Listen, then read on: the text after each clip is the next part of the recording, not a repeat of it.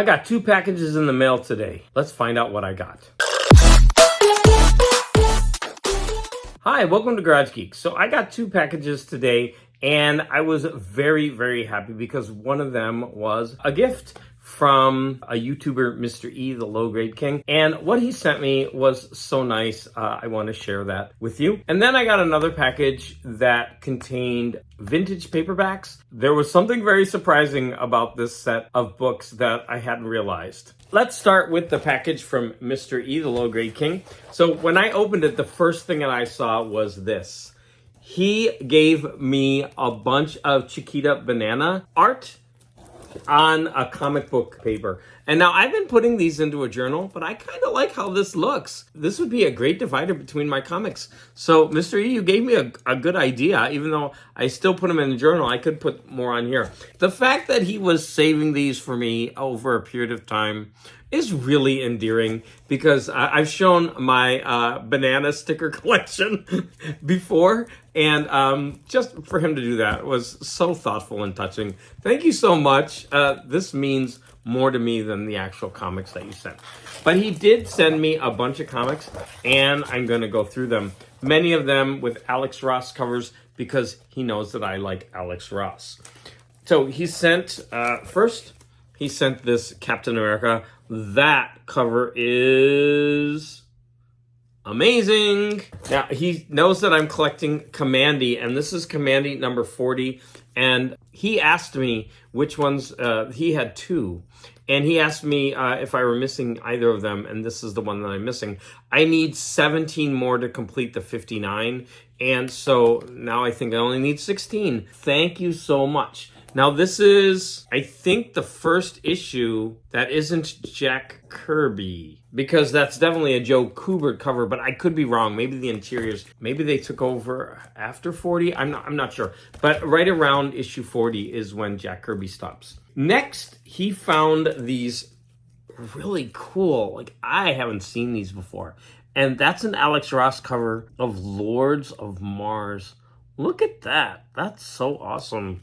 And then here's another one. That one's number 2, and this one is number 4. So now I have more to hunt down. But here, let's look at Alex Ross. This is like a triptych, if that's the right word. This is number 10 of Flash Gordon. I'm sorry, there's a lot of glare there. Look at this. And I actually hadn't seen these before. He sent me a couple issues of Alpha Flight. And that is a Mignola cover, and that is really cool. This is issue 35, and I'm not exactly sure who the artist is on that cover, but I didn't have it, so thank you so much. Now, the next couple ones, these next 2, I'm not sure why he sent them, but I'm glad he did. They're both number 1 issues. I'm definitely going to read them and check them out. I'll be reviewing them soon. So this one is 7 Swords by Aftershock Comics. Got a pretty neat cover. This is by Valentina Bianconi and Dave Sharp. The next one looks right up my alley. This is Children of the Black Sun. Okay, that's got a very intriguing cover. And this one is by Ablaze Comics. And this is done by Siccio Cadonici and Segala, if I said those right. And finally, he sent me 2 Archies. And I actually, strangest thing, I actually have both of these. But I was taking them out of my breakfast table, and when I was eating breakfast, my husband was like, well, then I want them. I was like, what? It just came out of nowhere. I'm like, that's fine. And then I was talking to him about how they are both Christian comics. And he was actually intrigued. So this is Archie's Sunshine with an O. And I always thought this cover is so sad because I forget her name, Ethel, but they've always make fun of her as the ugly one, but she's at the beach with all these people and she's saying, I'm lonely. And look at how sunny this cover is. And for some reason, I've always found that cover very depressing. I guess it's not for some reason. I think it's easy to see why. But it's so light and bright, and then you just get that solitary figure in the middle. Did I need to explain it twice? I don't think so. Keep this going, Garage Geek. And then the next one is Archie's Clean Slate. What a cool cover that is. Mr. E knows that I love these old Archies. I just want to thank him for thinking of me. And even though I had them already, my husband, now he's going to have to be your fan because he's going to reap the benefits of that. I want to talk about a lot of books that I won. And this morning when the package arrived, I got a notification. And I forgot I had ordered these, and it said, like, the description of the books, I'll flash it on the screen. I was like, what kind of books am I buying? Wait, I didn't buy these. And so I swear to you, I bid on a lot of books and I lowballed it and I won it. And the reason that I wanted this lot is because I saw this John Steinbeck book, The Pastures of Heaven.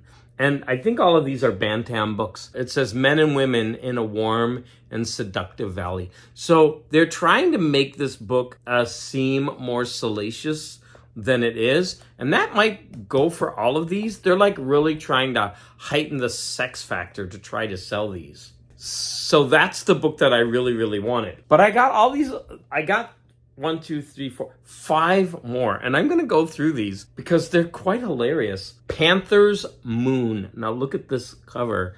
It says, he hunted the most dangerous game. The prize was a woman or death. That's a pretty neat cover. From the back it says, the beast that threatened the world. One Black Panther loose in the vast Alps, and in a collar around its neck was a secret that would shake the peace of nations. Roger Quain, fearless adventurer, had put the secret there because of a girl. Now the panther and its mate had escaped, and the slyest assassins in all Europe had gathered swiftly to hunt the beasts, and perhaps to hunt Quain too. All he had on his side were his nerve and his rifle. The chase was on. That actually sounds like a spy novel, like a James Bond. This book is probably really good. We'll see. The third book in this lot looks like it's falling apart, which is a shame, but it's called Roadshow. And the tagline is, she taught him all he knew. We have this back image, and it says, you can't blame Plunger. He walked slowly through the patch of woodland to the river. When he came there, he found a wood nymph sitting on the bank. She was without doubt the loveliest thing that river had ever reflected in its black depth. Drogo said, oh, I'm sorry, and backed away. She laughed. Then, looking down at the water, she said, I don't really mind. After all, Gaines, you and I, we both know about each other, I guess. Of course, Drogo Plunger Gaines wanted to go wood nymphing. And you can't blame him because, after all, it wasn't his fault that Priscilla decided to sit on the bank of a river without any clothes on. Well, hey, in the picture she has clothes. What gives? And this is interesting because I think they put the cover of the original hardcover there. Did they do that? Oh yeah, they did that on Panther's Moon as well. Did they do that on Pastures of Heaven? No, they didn't do that. The fourth book is City Limit. And this says, they broke all the rules, were called juvenile delinquents, but they knew this love was real love. And so here is the back. I guess that's the original. Too young to be in love? Here is the inside story of a love story. The story of Ed Webster, brawny and blonde, and Harriet Schrader, the girl who worshipped him. And here is how they lived that weekend on Ed's farm. Not quite so innocently, nor half so wickedly as their elders thought. The town was scandalized. People said they were juvenile delinquents. They would have to be married, but Harriet and Ed knew their love was right. Is any boy or girl too young to be in love? Every parent and every officer of the law should read this book about a young, unmarried couple and what a supposedly civilized, but really barbaric, small town forced them to do. The next one is Nurse into Woman. Could she turn love down? She knew what she wanted, but could she deny her heart? I'm a nurse, not a woman, said Christine. I've resolved never to marry, never to have a child. I'm a good nurse. I'll stay one. I'm not going to be a woman. But to Captain Jim Dudley, whose life she had saved, and to Dr. Bowen, chief of staff, Christine was far more than a nurse. She was a beautiful woman, a woman to be loved. Which would win, the nurse or the woman? Okay, and final, and this one was the craziest one. King's Blood Royal by Sinclair Lewis. Now, he's a famous writer. I've read at least one or two Sinclair Lewis books, but I forget what they are. I think he wrote Elmer Gantry, but I didn't read that. I only saw the movie. But it says, he learned he was a Negro. Could he tell his boss, his friends, his woman? He resigned from the white race. This furious novel by one of America's greatest writers tells how a white man discovered that he had Negro blood in him and told people he was proud of it.